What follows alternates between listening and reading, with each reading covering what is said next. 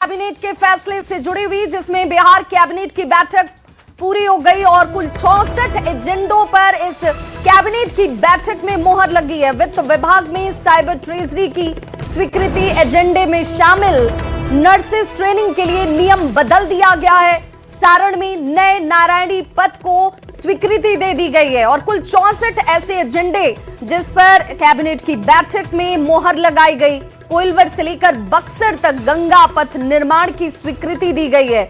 ये विश्वामित्र पथ के नाम से अब लोगों के बीच सामने होगा और इसे जाना जाएगा। तो कैबिनेट का ये बड़ा फैसला, जिसमें 64 एजेंडों पर मोहर लगाई गई।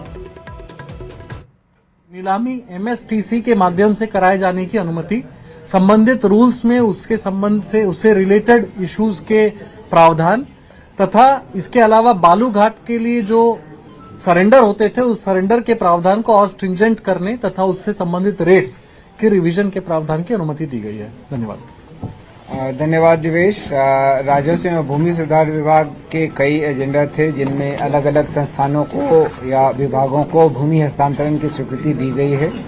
मैं संक्षेप में इनके बारे में बताऊंगा। पटना सिटी अंतर्गत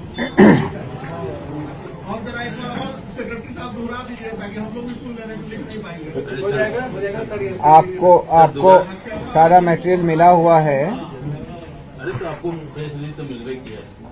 प्रेस रिलीज मिला है। राजस्व